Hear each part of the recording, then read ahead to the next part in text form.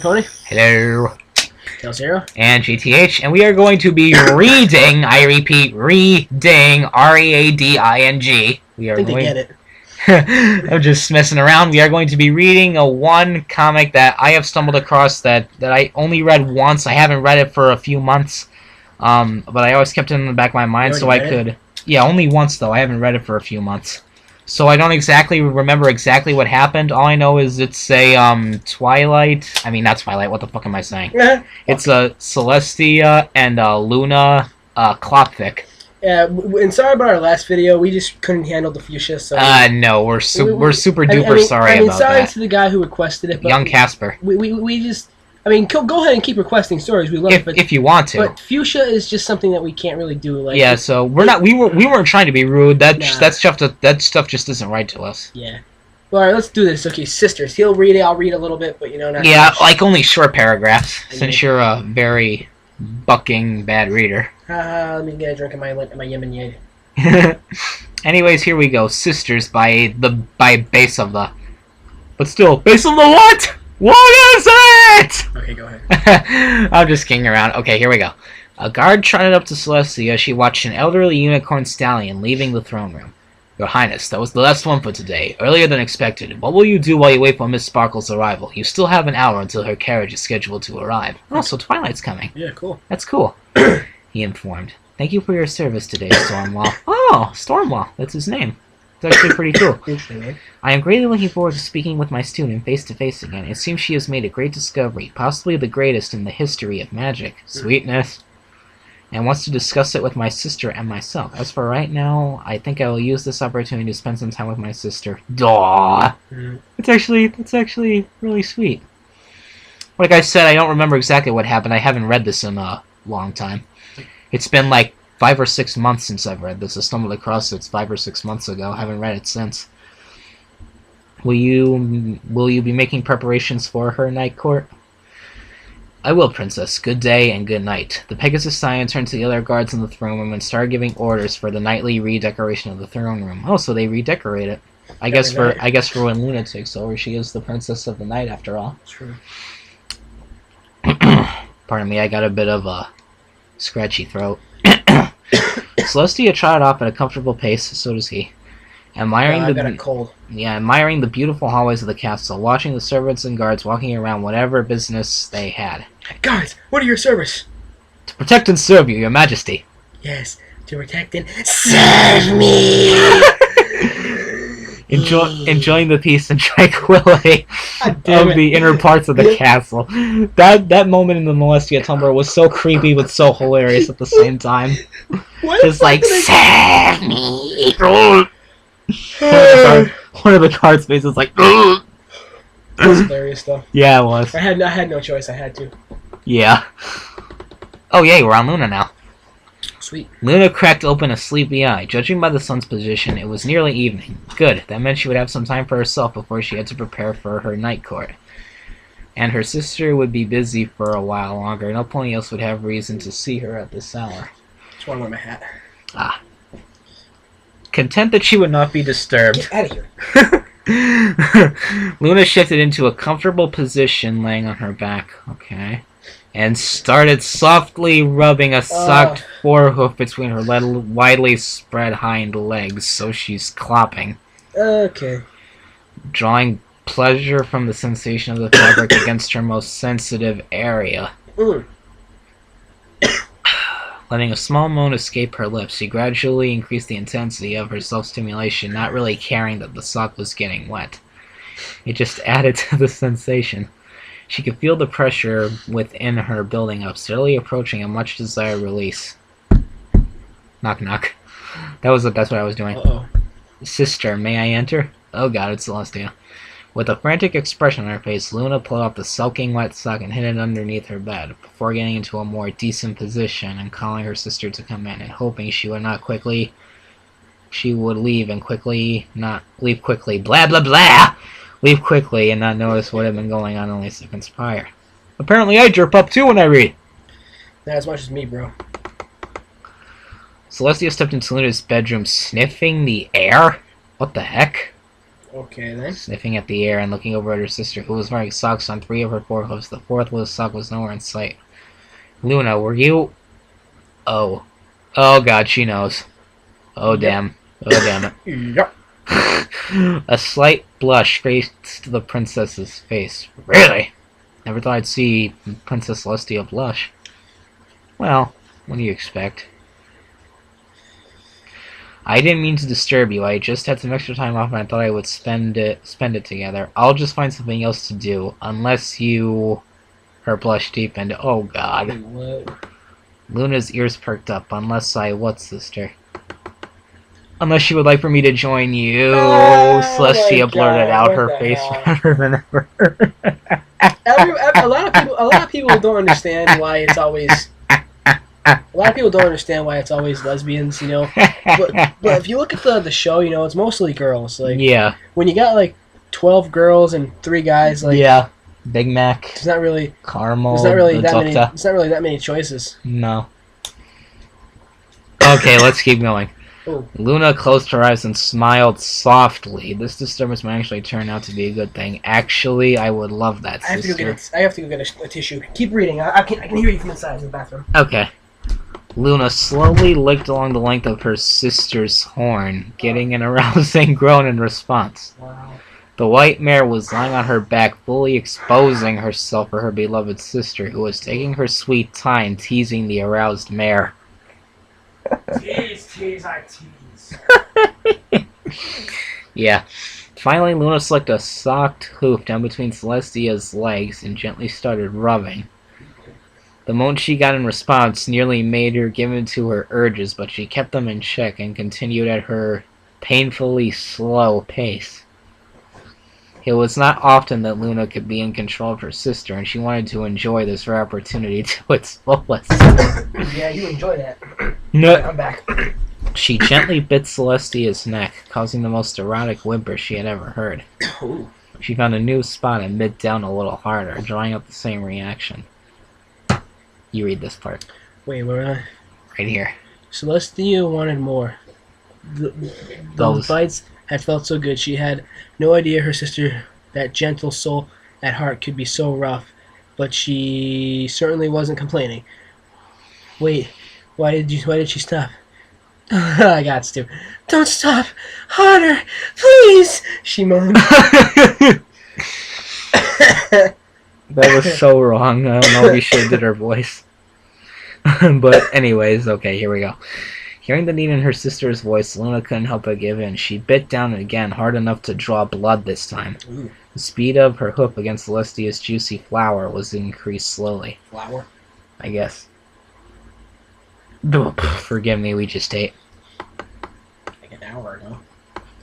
Deep speakers are on. This was the best thing that had happened to her for the last 1,000 years at least. Not only she was being intimate with her beloved sister who had been gone for so many years, that same sister was dominating her, physically hurting her, something no pony had dared for as long as she could remember. Not being in charge for once allowed her to properly relax, despite the tension feeling within her. She would be content with lying in this position forever. However, she knew her sister could give her so much more than this simple pleasure. Bit of an itch here. Okay, there we go. The blissful, lusty look in Celestia's eyes became nearly too much for Luna. She could no longer bear only being the one doing the pleasing. She needed to release herself. She gently eased herself down on top of her sister, her own dripping wet marehood making contact with her sister's. Okay, now I'm gonna admit this is getting a little hot. Yep. Yep. Yep.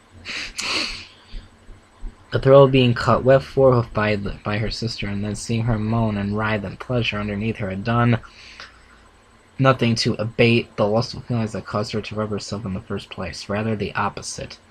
She knew she could have teased her sister for a little while longer, but her own urges wouldn't stay in check anymore. The time to be gentle had passed. Now she's going to start being rough. She began forcefully rubbing their lower bodies together, making Celestia scream. Okay, that was so wrong. Yeah, I know. I should shut up. The scream did not last long. As soon as she opened her mouth, Luna attacked it with her own, sending waves of bliss down Celestia's spine. The wrongness of the situation, combined with Luna's lustful intensity, caused Celestia to peak long before she normally would. Even as she was coming down, Luna did not relent. The taste of her sister's mouth and then her increasingly loud moans and spasming body had made Luna lose control completely, freeing the sex demon she had struggled so hard to contain. Sex demon. The nightmare could do nothing but lie there. Her climax had drained too much of her energy. Only barely conscious, she felt her sister's mouth leave hers and then shuffling around until her sister's hairhood, dripping wet with both sister's juices, was pressed against her mouth. Taking the hint, she slipped her tongue inside the other mirror, gently moving it around.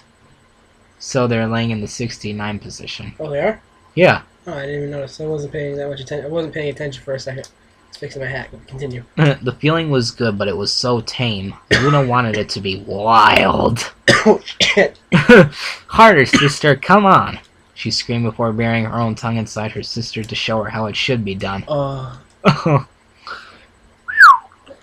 This is getting... fucking hot. This is getting really interesting. Bucking hot, I should say. Yeah. Despite being exhausted from her previous climax, Leslie could feel herself building up towards another. Really. The feeling was nearly overwhelming, but she managed to focus enough to increase the intensity of her own licking. She found herself enjoying the taste of her sister's juices. I need to slow down here. I'm getting a little excited here. I'm reading kind of fast. Hold on. You read this while I try to calm myself down. Still not satisfied, Luna lifted herself up Celestia's face. Sister, bend your head forward. Now, she commanded sternly. A slight hint of the royal canterlot voice making Celestia unable to disobey. Luna impaled? Yeah. Her horn... Her dripping wet hole. Her dripping wet hole on her sister's... Oh, what? Before letting herself fall sideways on the... What? So she put Celestia's horn in her. Okay. What the... Okay, I'm good now, so I'll go. Celestia started pumping her horn, obviously not hard or fast enough, according to Luna's screams. She also fired up her magic, making her horn vibrate inside her sister. Oh, damn. The unusual feeling of a tight arrowhead around her horn made it difficult for Celestia to properly control her magic. So she has a dildo on her head. Or indeed focus on anything at all besides the pleasure. After what felt like forever, Luna peaked, soaking Celestia's horn and face. Screaming in the royal canterlot voice, oh god, it probably echoed everywhere. Celestia briefly wondered if Luna had soundproofed the room before the flesh repeatedly clamping down on her horn caused her to reach a second peak. So Celestia climaxed twice. Luna, still full of energy, way too full, turned around and kissed her sister again, forcing her tongue into her mouth. She slid one forehoof down to her sister's marehood and one to her own, and started rubbing both. So she's clumping herself and her sister off. Excuse me. I'll go. So we just finished that.